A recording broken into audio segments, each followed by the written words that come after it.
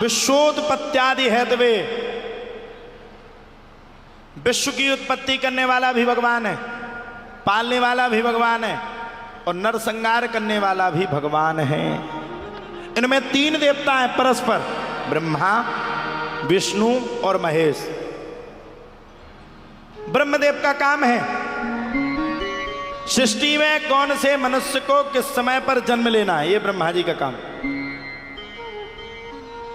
भगवान विष्णु का नियम है सृष्टि को पालना, और भोले बाबा तो भोले बाबा है। तुम्हें पता है अभी श्रावण का मास चल रहा है, जितने भोले उतने खतरनाक भी हैं। तीसरा नेत्र तो खुला, तुम्हें गंगा जी जाने की जरूरत नहीं, क्योंकि हड्डी नहीं बचेगी, धुआं उड़ जाएगा। है तो संहार करने का काम किसको मिला? बोले भोले बाबा को। नरसंहार इस संसार में कौन करता है? बोले भोलेनाथ। क्या किया जाए? सच्चिदानंद रूपाय विश्वोत्पत्त्यादि हेतवे तापत्रय विनाशाय, तीनों तापों का, दैहिक, दैविक, आति भौतिक, तीनों तापों का विनाश करने वाले भगवान हैं। ऐसे सच्चिदानंद स्वरूप परम सत्य भगवान श्री कृष्ण को मैं बारंबार प्रणाम करता हूं। अब कहा महाराज ये भागवत कैसे फलीभूत है, इसको सुनने में कल्याण किसका हुआ? अच्छा, अगर 18,000 श्लोकों को सुना जाए तो इतनी बड़ी भागवत है। अगर इसको सही रूप से सुनाया जाए तो पूरा दिन निकल जाएगा, लेकिन सुना नहीं पाएंगे। सुना किसने? श्रवण किसने किया? और भागवत को सुनने से कल्याण किसका हुआ? सच्चिदानंद रूप है, किसका कल्याण हुआ? और ये 7 दिन की प्रक्रिया कहां से प्रारंभ हुई? 7 दिन में भागवत सुनने से कल्याण किसका होगा? ये प्रक्रिया, ये स्वरूपता, निश्चितता कहां से प्रारंभ हुई?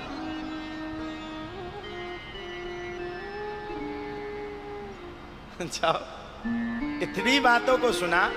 अच्छा आप लोग बताओ, 7 दिन में ही भागवत की कथा क्यों सुनी जाती? बताओ। दिलवाले फिल्म में हीरो का नाम क्या है? अजय देवगन। ये सबको पता है, लेकिन 7 दिन में भागवत क्यों सुनी जाती? क्यों सुनी जाती? वैसे अगर भागवत को पढ़ा जाए तो एक श्लोक में निकल जाए पूरा 1 महीना। एक श्लोक को व्याख्यात करने में 1 महीना निकल जाएगा। एक श्लोक को पढ़ने मात्र में 1 महीने का पूरा समय निकल जाएगा। फिर इतनी बड़ी कथा कैसे पूर्ण की जाए? इतनी बड़ी कथा को कैसे सुनाया जाए? और इतने बड़े 18,000 श्लोक, उनको मात्र 7 दिन में कैसे सुनाया जाए? ये बड़ी बात है ना, इतना बड़ा विस्तार, फिर उसको पूर्ण कैसे किया जाए 7 दिन में? अच्छा आप बताओ, 18,000 श्लोक हैं, अभी मैंने एक श्लोक सुनाया, उसमें 2 घंटा निकल गए। चुटकुला ना सुनाऊं तो तुम घर भाग जाओगे, गीत ना सुनाऊं तो तुम गाली दोगे, और कथा ना सुनाऊं तो तुम विद्वान नहीं कहोगे। तीनों समस्या खड़ी। कलकाल के आदमी को 3 घंटा परस्पर बैठा करके कथा कैसे सुनाई जाए, और 18,000 श्लोकों से बद्ध श्रीमद् भागवत कथा को मात्र 7 दिन में पूर्ण कैसे किया जाए? आप लोग बताओ। और ऐसे समय पर, ऐसी परिस्थिति में, ऐसी स्थिति में जो सुनने वाले भी नहीं है। यहां साहब जितने बैठे ना एक लाइन में, या इसके बाहर जितने बैठे, ये बहनें बैठी हैं जितनी, बेचारी परेशान है। 3 घंटा कब निकलेगा, आरती कब होगी? वो तो बाबा ने दिव्य दरबार की कह दी तो ये बची है, नहीं तो ये भी जाने वाली थी। कोई कमर ऐसे बदल ला, कोई कमर ऐसे बदल ला, कोई ऐसे बैठे। और प्रवीण जी तो बिल्कुल बैठे ही नहीं रहे। ओ कसम खाए मैं बैठूंगे नहीं। है कैसे पूर्ण हो ऐसे विकट समय में, जहां जियो की सिम चल रही हो, कैसे कथा पूरी हो? जहां 2GB डाटा पूरा करना हो, वो कथा कैसे पूरी होगी? जिस वक्त में आदमी भोजन के बिना रह सकता है, लेकिन फोन के बिना नहीं रह सकता, ऐसे वक्त में कथा कैसे सुने? ये कुछ प्रश्न हैं जो आत्मा के अंदर चलते हैं, ये आत्मा को परमात्मा बनाने का कार्य करते हैं। सुनिए, ये 7 दिवसीय श्रीमद् भागवत कथा की प्रक्रिया सुखदेव बाबा और राजा परीक्षित से शुरू हो गई। अब मन ये भी प्रश्न करेगा कैसे शुरू हो गई?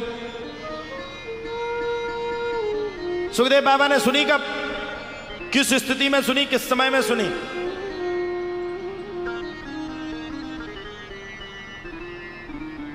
ये मन प्रश्न कर रहा है कैसे सुनी, किस स्थिति में सुनी, परिस्थिति में सुनी। सुखदेव ने कथा कैसे सुनाई, और इतनी बड़ी कथा, डाटा मिलाओ 100 GB। मन प्रश्न करेगा कैसे इसको पूरा किया। भाई प्रश्न करेगा ना वर्क कैसे किया जाए। आप लोग सुनना बहनों, आप सब तो सुनना ही, मन तो हमारा लगा ही है। इतनी बड़ी कथा 7 दिन में पूर्ण करनी हो, क्यों करनी? ये भी तो प्रश्न है ना। राजा परीक्षित ने 7 ही दिन में कैसे सुनी? 9 दिन में भी तो सुन सकते थे, मात्र 7 दिन में सुन ली। तो सुनिए, इसके पीछे भी एक कारण है। राजा परीक्षित को 7 दिन में तक्षक नाम के सर्प के काटने से मृत्यु का श्राप था। किसका श्राप था? बोलो बोलो बोलो, किसका था? आप लोग बोलो, चलो पीछे वालों। हाँ, किसका श्राप था? मृत्यु का। मात्र 7 दिन में घर को छोड़ के जाना था, मात्र 7 दिन।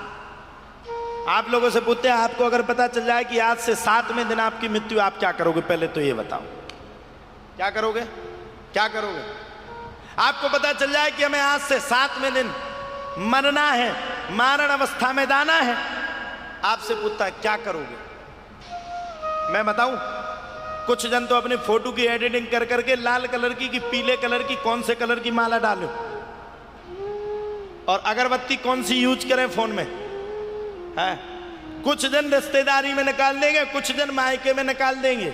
7 दिन में अगर मृत्यु का पता चल जाएगा, वो कुछ रोने में निकाल देंगे, और कुछ तो गाना रखेंगे, चिट्ठी ना कोई संदेश, जाने वो कौन सा देश, जहां हम जा रहे। चले गए नहीं, जा रहे। दूसरा पूछेगा क्यों भाई, क्यों जा रहे हो? पंडित जी ने बताया 7वें दिन मर जाएंगे। कछु तो लाइव चलाएंगे, आज से 7वें दिन जाना है।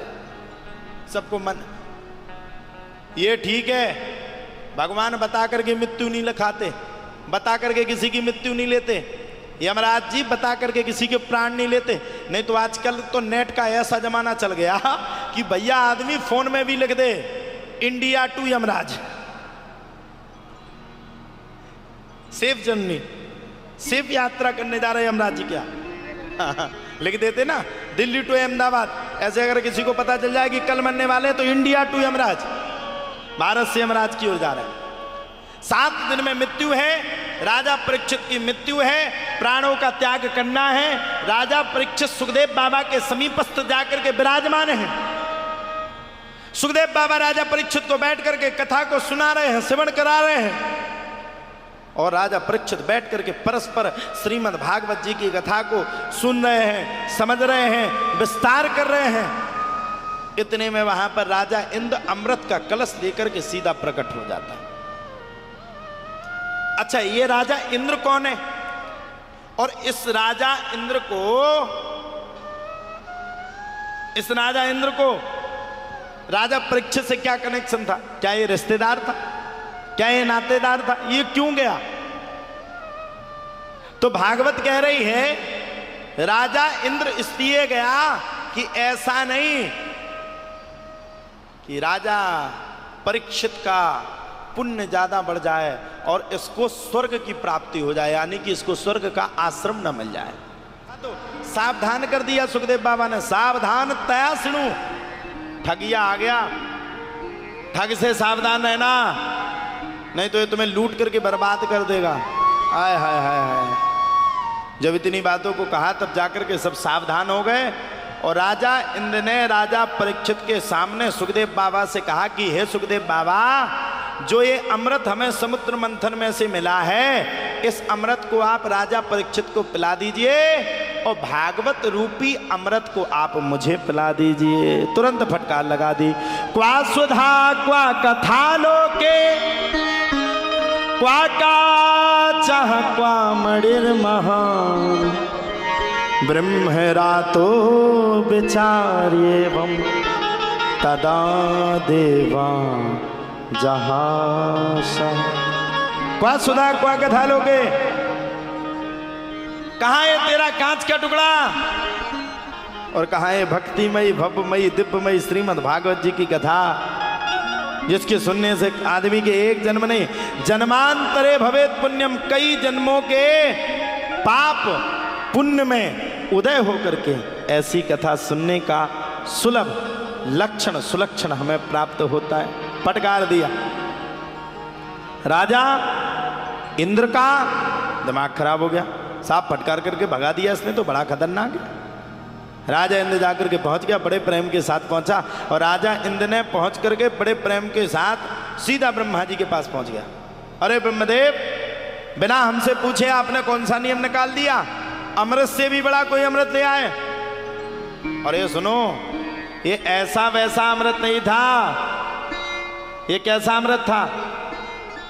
ये वो अमृत था जिस अमृत को पाने के लिए भगवान को भी पृथ्वी लोक में 3-3 अवतार लेने पड़े।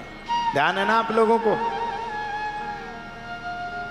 जब ये समुद्र मंथन चला था, तो समुद्र मंथन के समय पर जब मंदरांचल पर्वत का भार बढ़ गया, डूबने लगा समुद्र में, समस्या खड़ी हो गई। पर्वत ही डूब जाएगा तो बचेगा क्या? मंथन कैसे होगा? लौट करके दौड़ करके बड़े प्रेम के साथ सांप दौड़ लगा करके सांप पहुंच गए, और पहुंच करके भगवान के सामने स्तुति करने लगे। शांताकारं भुजगशयनं पद्मनाभं सुरेश्वरं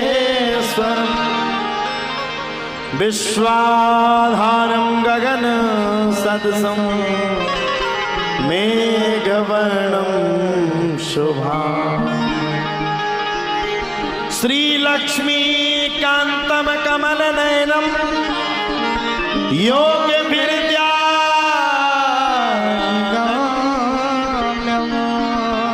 वन्दे विष्णु भवभयहरं सर्वलोक। अच्छा, एक बात और समझ में आई मेरी, देवताओं को जब जब समस्या रहती है वो किसके पास जाते बता आपको? सीधे दौड़ करके जाएंगे भगवान विष्णु के पास, हाथ जोड़ लिए।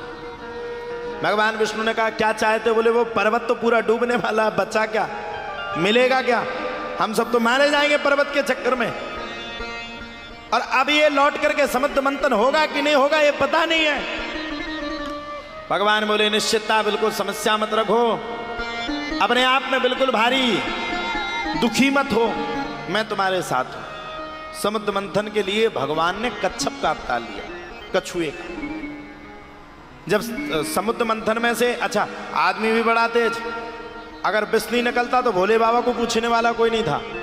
विष निकला, सवरे देवता दौड़ करके भोलेनाथ के पास पहुंच गए, आप ही बचा सकते हो। अब बताओ, विष निकला भोले बाबा को पिला दिया, अमृत निकला सो खुद पी गए। है कितना बदमाश आदमी है। अच्छा आप लोग बताओ, यहां पर इंद्रदेव प्रकट होकर के हाथ में, एक हाथ में भागवत और एक हाथ में अमृत लेकर के प्रकट हो जाएंगे, आप लोग क्या लोगे? अमृत की भागवत? भागवत कौन कौन लेगा? अब रहने दो, झूठ मत बोलो। ब्यूटी पार्लर में जा करके एक बाल सफेद हो तो पूरे दिन रंगवाते हो, और ये भागवत लेंगे। पता आप लोग क्या करोगे? एक काम करते, पहले तो अपन एक काम कर लेते हैं, आराम से अमृत पी लेते हैं, जब जवान हो जाएंगे तो भागवत सुन लेंगे। अमृत का अमृत पी जाओगे, भागवत की भागवत नहीं सुनोगे। इसलिए हमने इंद्रदेव को मना कर दिया कि बिल्कुल नहीं, दे नहीं।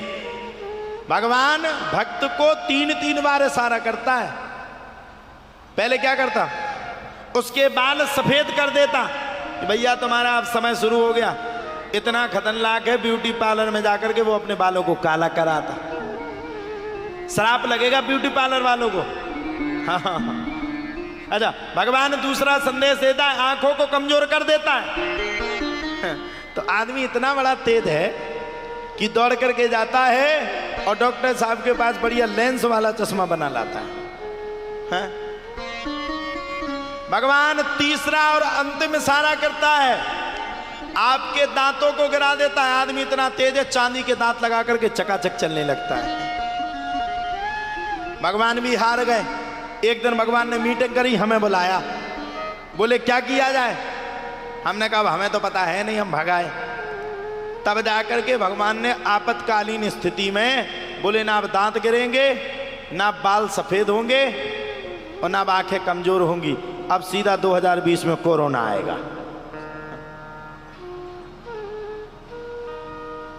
कोरोना आ गया, देखा ना। घर वाली ने अगर 2 बार खांस दिया तो आदमी सावधान। तेरे को खांसी क्यों आ रही है, क्या बात है। अच्छा, खांसी एक ऐसी चीज है कभी नहीं रुक सकती।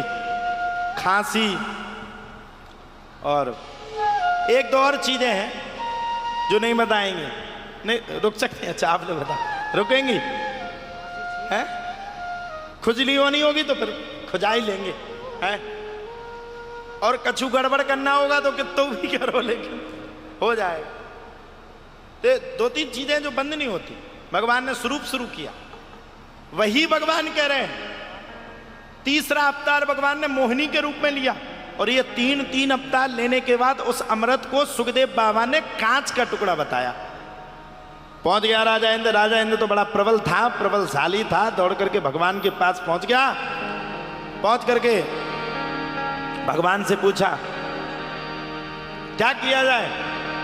ब्रह्मा जी ने एक तराजू को उठाया, एक तराजू में 4 वेद 6 शास्त्र 17 पुराणों को रखा, समस्त तीर्थों का जल, समस्त नदियों का जल, सब का जल रखा, और एक तराजू में भागवत जी को रखा।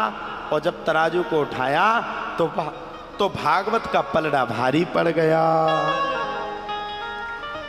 सब नीचे हो गए, भागवत का पल्ला भारी पड़ गया। तुरंत ब्रह्मा जी ने नाम रख दिया, पंचमो वेद उच्चेत। भागवत को कह दिया ये 5वां वेद है। जिसका उद्धार कहीं नहीं होगा, उसका उद्धार मात्र भागवत की कथा सुनने से होगा।